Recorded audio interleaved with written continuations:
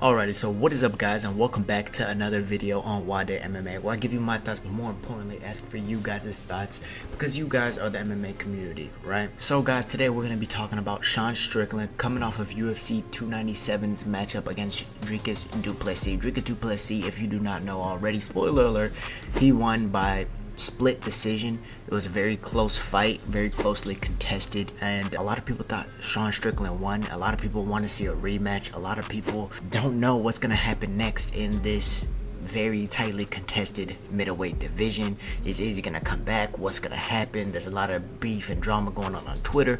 I'm going to be talking about all of that today and more. And guys, as I go along in this video talking about these sort of things, I want you guys to let me know your thoughts and opinions down in the comment section as you're going along in this video. So first, I'm going to spend about like 5 minutes talking about the scoring and breaking down the actual fight and how it played out and who I thought won and why I thought they won. That shouldn't take too long, and then I'm gonna go ahead and move into what should happen next: merit, story, promotion, and versus kind of what's going to happen next. My thoughts, asking for your thoughts. So guys, thank you for stopping by Nwadei MMA, the daily series where I give you my thoughts and better yet ask for yours. If you want more videos like this one, feel free to support the content by giving this video a thumbs up and leave your thoughts down below, and you're more than welcome as always to subscribe and hit the bell icon to be notified when more videos like this one come out in the future. Now let's go ahead and get right into it.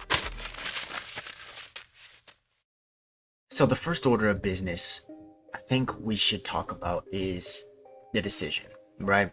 Who won this fight? Was it a robbery? What is a robbery, so to speak, right? Because we get a lot of people who say, oh, robbery this, robbery that. Now, let me just come right out and say, this is not a robbery, right? Because what a robbery is it is 100% supposed to be in the other person's favor, or majority of people, like I'm talking about like at least 70-30 or 80 to 20% think that one person should have won and that person ended up losing, right? That's a robbery. That's like Ngannou versus Fury. That's a robbery. Now that we're past that, it is a close fight, and not just is it a close fight as in it's 3-2 for rounds, right? But each round was pretty tightly contested, which is what can make it very difficult for not only the judges, but what can also make it difficult for us as the audience to actually understand why it's going one direction over another. Now, before I get into breaking this down, I'm gonna go ahead and be honest with you guys. I thought that Dricus Du Plessis did edge it out. The way Sean Strickland likes to fight, he's gonna be in these close decisions. So if you're a Sean Strickland fan, be ready for these close decisions. Some of them to go his way, some of them not to go his way, because the way he fights, his volume versus power ratio that he uses puts him in a lot of these situations, which is why he saw the whole Cannonier fight and that decision, and a lot of people disagreed with that. I thought, again, Cannonier won. And these judges, one thing you have to understand, we're going to get into round by round, but one thing you have to understand is these judges are starting to become more and more aware of what actual significant strikes are. Now, the reason I'm mentioning this is because you can see right here, right? You can see right here that by round, first round, second round, third round, fourth, the strike total, the compu box punch or strike counter is heavily in favor for Sean Strickland. Now, rounds 3 and 4 are still close as far as significant strikes, but what are you deeming as a significant strike, right? Is it just a solid strike that lands? Is Dricus's head snapping back as he's punching? Or are you looking at the other side? Are you seeing Sean Strickland, are you seeing Sean Strickland punch from the hip or punch from his frame? Or are you seeing him actually wind up a little bit, put a little bit of extra power and body behind it, leaning into the punches? And are you seeing that from Dricus Du Plessis, right? So what are we considering a significant strike now? Now, the strike counters and the judges are two different people, right? So we have to keep that in mind. The judges are going based off what they are seeing. They're not going based off of, they don't get to look at the strike totals and things like that, right? So this is one of the reasons why the judge's decision is often different from the public opinion, okay? So we had round 1 where Sean Strickland decidedly won, right? I think every judge had Sean Strickland winning the 1st and the 5th rounds, right? So we're not going to talk much about those. We also had the judges scoring rounds 2 and 4 unanimously for Dricus Du Plessis, so we're also not necessarily even going to talk about those. Now, why are they scoring round 4 for Dricus over round 3, where round 4, I don't even think he had a takedown. Did he have a takedown? Let me go ahead and look at this just to make sure. Round basis. Okay, round 4, yes, he had 3 takedowns. All right, right. So round 3 is the one he had no takedowns. Sean landed 2 more significant strikes, quotation marks on those, then Dricus. Very close round. This is the round that was split. This is the round that people maybe are having a problem with scoring, right? So when you go back and watch this fight, I'm not going to show too much of it due to copyright reasons, but when you go back and watch this fight, every time Dricus lands, what reaction are you seeing, right? Generally, from what I remember, you're seeing Sean's head snap back, you're seeing him lean away from shots and then get clipped, and everything you're seeing land mostly is a clean shot. Now, were a lot of shots blocked? Yes. Sean Strickland has a very good frames and things like that. And Sean Strickland was also landing clean shots. However, he's punching from his frame, which is why it's not doing as much damage. Now, it marked up Dricus's face, but like the commentators were saying, and like judges that I've spoken to have been saying, you can't count previous round damage in a new round. So what I mean by this is Dricus's eyes swelled up in the first round, right? Well, every round you have to start with a clean slate. So if that eye is still swelling up, which it's gonna be, it's a fight, right? You have to score new damage that's added. You can't just score that eye being hurt as every round, oh, he accumulated more damage on that eye. You know what I mean? So let me know if that makes sense in the comments down below. I'm not gonna talk about this much longer, but that is why I had Dricus winning. Not only were the strike totals close, Sean Strickland on the volume side, Dricus on the damage and snapping his head back and the eye appealing, like, you know, it passed the eye test side. But also because the strikes were so close, right? The striking was so close. Then you see Dricus take him down towards the end of the round multiple times, and during that time Dricus is attacking, so that's what the judges are seeing. Sean's, all he can do is defend, get up, get back to his feet, and that's what he was doing, right? In round 3 there was no takedown, so it was more, are you on the volume side or are you on the damage side? And we saw which way those judges went. Now, just a little bit more on this. This is why I said that Sean Strickland needed to come out with a different stance. I broke this one down. A lot of you guys liked those breakdowns. I'm gonna do more of those. They're called the ultimate breakdown. That's how I'm gonna keep titling it. I'm gonna do it for UFC 298, 99, 300. I'm gonna keep doing them, so keep watching those, keep supporting me, and I'll keep putting them out. But one of the major things I talked about was that Sean Strickland needed to come out with a lower stance because of this reason. Dricus didn't really control him on the ground, did he? He didn't really do damage on the ground, did he? But he continued that attacking series, and he took up time in the round, which the judges saw as him winning that section of time, right? So if Sean had a lower stance, he would have had a quicker defense to those takedowns, might not have gotten taken down, could have fatigued Dricus more from defending those takedowns, and yada yada yada. But because he has such a tall stance, and he probably does that because of his bad leg, you know, we got what we were gonna get, okay? So again, we saw what happened. I just broke down the scoring of it, and I broke down a little bit of why Dricus's grappling did win him the fight even without the damage and things like that. He was able to secure all those takedowns, continue the attacking. Now keep in mind, it was still a very close fight even with all that. I just think Dricus mixed it up a little bit more, and he deserved to win because of it. Now going into the aftermath, does Sean Strickland deserve a rematch? Now it was very close. A lot of people are begging, clamoring for a rematch. A lot of people, part of the reason they're clamoring for it is because they don't really want to see Adesanya in there. I know there's a lot of people who don't like Adesanya at this point in time. Another reason why people do want to see it is because it's such a close fight and people feel like he deserves it. Now, we're going to talk about that word a little bit, because there's a couple things that go into immediate rematches, or that go into rematches in general, right? There is merit, which is where you bring up the word deserve. Oh, he deserves this, he deserves that. What did he do in the past to deserve this? Is it a close fight? Split decision? Okay, maybe he deserves it. Was he a long reigning champion? Okay, maybe he deserves it, right? So merit, that's the first thing. The second thing is the story. What kind of story is the UFC trying to tell? Are they trying to tell this long-reigning champion trying to fight for his legacy? Are they trying to sell the new hungry contender running through everyone and everyone's been running from him and so he gets this title shot? What kind of story are you trying to promote, right? And then 3, promotion of each fighter, because at the end of the day, the UFC is a fight promotion. They're trying to promote each fighter individually, build their stories, build their legacies, while also building the legacy of the UFC and of the history of all the fights, right? So these are the 3 things that you kind of have to look at when thinking Sean Strickland deserved this rematch. Now, a lot of people are going to bring up, oh, they don't want to see Izzy fight. Let me tell you this. It 100% depends on if Izzy is going to get this next title shot. If Izzy's ready to fight, I'm sorry guys, he's probably going to get this title shot, and it's probably going to be in South Africa. I don't want it in South Africa for the first African event. I would rather it in a less apartheid state, you know what I'm talking about. But if Izzy wants the fight, he's probably gonna get it. Why? Merit, story, promotion. We just described all of that, right? He lost to Sean Strickland, right? But he didn't lose to Dricus Du Plessis. He did get dominated, but he was the long-reigning champion, and he deserved an immediate title shot. People don't think he deserved it because he lost to Pereira, just got his belt back, and then lost again.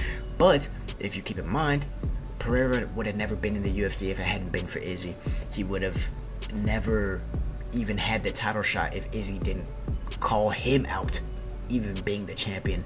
So he kind of brought the doom upon himself. Should he be rewarded for that, or should he be demoralized for it? You know what I mean? Are we gonna reward people for seeking the hardest challenge, or are we gonna, neglect them for doing it? So if you want to promote exciting things like this happening in the future, you're gonna have to respect what Izzy did as a champion, and you're gonna have to give him the immediate rematch. So I just wanted to throw that out there. So Sean Strickland deserving this immediate rematch is different from Izzy deserving it. Izzy deserves an immediate crack at the belt for the things we just named. Sean, he has only one half of the merit. He has the merit of the fact that it was a split decision. That was a very, very close fight. A lot of people thought he won. He has the merit being that he beat the long-reigning champion in Israel Adesanya and beat him in dominant fashion, 4-1 on the judges' scorecards, right? But he doesn't have the merit of running through contenders, right? He lost to Jared Cannonier, who is another deserving contender that we have to bring up. He lost to Alex Pereira, who's no longer in the division, but he won against Nasruddin Imavov, up-and-coming contender, who is in the top 10 but not top 5. He won against Abus Magomedov, who isn't in the top 15, but he was coming over from PFL, almost winning their championship. Good fighter, but he took it on short notice, and that's kind of why he got it. He was never really supposed to be in that Izzy fight, but he got there, right? So before the beating Izzy, he didn't really have the merit, right? So it's different from the Israel Adesanya situation, is what I'm trying to explain to you guys, right? So as far as story, well, we're gonna get into that right now. So story, and guys, by the way, if you're enjoying this, please give this video a thumbs up, hit that subscribe button so that we can create more of a conversation between us two, right? However, we're talking about story. Now, immediately after the fight, they very respectful between the two of them. They of course they had a little bit of their beef, but it was all very competitive, right? We have people saying this is not the looks of the champion, right? Dricus's face, he looked more beat up, right, from the first round, and I think Dricus deleted his other tweet. But on Sean Strickland's side, immediately comes out, says, well, fuck, haha, man, that headbutt really made it difficult to see. Thought we got the job done, blood and all. On to the next one. Thanks for everyone who supported me. Sean, he's just such a good sport about it. He really feels like he got robbed. He feels like that headbutt had a very big part to play. I want to talk about that headbutt, though, because I don't think that happened. Right? I mean, maybe it happened, but I feel like that cut actually came from a punch. And we're gonna look at the video. There's more people saying Sean got robbed. This is the story and the promotion aspect of it, right? We go and we look at this video, right? So we see Sean's eye here. He needed stitches on it. That's kind of fucked, right? But if we watch this back in slow motion, I want you to see this. We're gonna slow this one down to 0.5 speed. Look at that elbow. You saw that? We're actually gonna slow it down even more to 0.25 speed. He disengaged from the clinch. Where was that headbutt? Maybe it scraped across the eye, yes. Look at that slicing elbow. And honestly, I thought it was a right hand. There's creases in the gloves, actually, if you've ever worn those 4-ounce gloves, that actually will cut you if it scrapes across. So it could have been the elbow, could have also been the crease in the glove that caused that laceration, because it was right across the eyelid. Generally, if you get a headbutt cut, it's gonna be right here, right? Because your orbital bone will actually cut your skin from the inside. It's not actually something that happens from the outside. Or it'll happen on the top of your head because people duck their head and things like that. So I don't think that there was an actual headbutt. Let me know in the comments what you think after watching this video back. But I do think, yes, this definitely affected the fight, but I think it was from a legitimate strike, okay? Just letting you know, guys know that, right? Sean Strickland, he went to say that we all know I won. The only reason it wasn't one-sided is because I took a headbutt, wasn't touched until the blood took my vision, so we couldn't see out of the eye. Very frustrating. Dricus said cry about it again. Now he deleted that tweet. I don't know why he deleted it. Keep it up, man. I think he just doesn't care for a rematch. I think he wants the Adesanya fight. But this story is building. Sean's then going on to say he's going to be in politics after MMA. Okay. Okay, Sean. So the story is building, right? We have the first African champion. Sean beat the other African champion. Maybe this adds to the story. Again, I think that it comes down to, is Adesanya gonna fight? But another thing that we have to consider is Khamzat Chimaev, right? Khamzat Chimaev came out in an interview talking about that the UFC promised him a title shot after Usman. Usman wasn't a real middleweight. He wasn't even at the middleweight weight limit. He was smaller than middleweight because it was short notice. If you give him time and you run that one back, because to be honest, I thought that Usman deservedly got a draw. I thought he won the last 2 rounds, 2 and 3, pretty decisively. And I thought that it should have been a draw if the first round was scored at 10-8. He won 2 of the 3 rounds, so if it wasn't scored at 10-8, he won that fight. I really believe that Usman should run it back with Khamzat Chimaev. I feel like that's the right thing to do.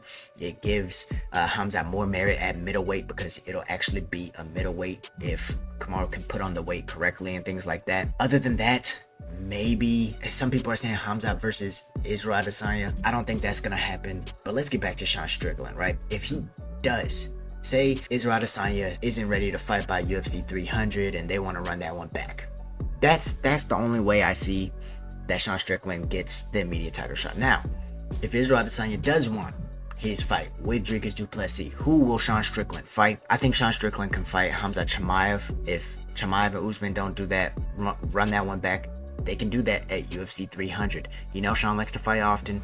Khamzat's been talking about fighting. Khamzat was talking a shit about Strickland. We're talking about merit. We're talking about story. We're talking about promotion. This lines up everything. Khamzat Chimaev said he was beating Strickland up in the gym every day to the point where Strickland asked his coach to tell Khamzat to go easy on him and that Strickland's macho man act is all fake. Khamzat's already setting it up. Let me know what you guys think about that matchup, but that is very clearly someone that Sean Strickland can't fight, and it would give Khamzat more of a reasonable shot at the title. If he does end up winning that, it'll give him a shot at the title against Dricus or Israel Adesanya if they are doing that. Right. I just feel like Khamzat needs to have a win over a top 5, top 10 middleweight before he starts getting that title shot. You know, I know it's guaranteed. I know he should have had a title shot way back when after Gilbert Burns, but he ended up missing weight. That was his fault against Nate Diaz, who was kind of like a gimme fight, right? So he kind of did this all to himself. I understand sick, COVID, a whole bunch of shit's happening that isn't his fault, but you can only control what you can. He should have made weight. Another fight that we could get now that Strickland does not have the belt is the Ian Gary fight. Ian Gary and him have been talking a lot of shit to each other, and now that Ian Gary wouldn't be moving up into an immediate title shot after Ian Gary's fight against Jeff Neal, say he wins, he moves up and fights Sean Strickland off of just pure drama, chaos. They could be on a numbered card in order to drive up the pay-per-view sales. I mean, it all makes sense, right? They can just be added on to UFC 300 depending on how healthy Ian Gary is and if he wins against Jeff Neal. Now, Sean Strickland really doesn't have much to gain by that other than getting to beat up someone that he doesn't like. Ian Gary has everything to gain in that one. If I was Sean Strickland, I'd probably say, nah, unless I can't get the Khamzat fight, unless I can't get, because Khamzat's a star, of course, unless I can't get an immediate rematch. If I'm Sean Strickland, I'm pushing for an immediate rematch. If I can't get that, then I'm pushing for a fight with Khamzat Chimaev. If I can't get that, then maybe, yes, I'll go ahead and fight Ian Gary. Or, and I think this would make him next in line for a title shot, a fight with Jared Cannonier. He hasn't been talking much, but Jared Cannonier is coming off of that win against Marvin Vettori and Sean Strickland. Cannonier is more deserving than Khamzat Chimaev. He's more deserving, not more deserving than Israel Adesanya, but he's right next in line. I would say even more than the winner of Paulo Costa and Robert Whittaker. I think Jared Cannonier is the next in line. I think if Sean Strickland really wants that shot at Du Plessis again, or that belt again, Cannonier is probably his best option. So if I can't get Khamzat for star power and for that, momentum that you're building, that snowball effect of promotion, if I can't get a rematch with Du Plessis, I might just be going Jared Cannonier.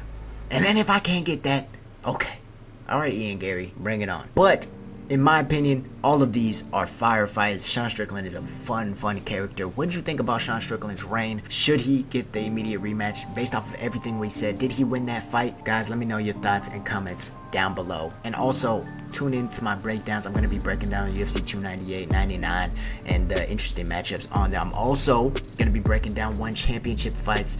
They have an upcoming card that's absolutely insane with Superlek and Takeru, both top 5 pound-for-pound kickboxers in the world. They're going to be facing off. I'm going to be breaking that one down. Guys, I highly suggest if you're a fan of striking that you watch One Championship, because they have awesome fucking fights. Their cards, they have like a 70% finish rate. It's absolutely ridiculous. But I'm going to talk about that more in the next video. Thank you guys for tuning in. Thank you guys for leaving your likes, comments, and subscribing. And guys, y'all stay safe, stay blessed, and stay willing. We got new merch. It's going to be coming soon. Let me know. Just put it down below in the comments if you guys want a hat. This is what the front looks like. This is new merch for the podcast. We're going to be getting that out to you guys soon if you guys want them. So let me know. Stay safe, stay blessed, stay willing, and I'll see you guys in the next one. Peace.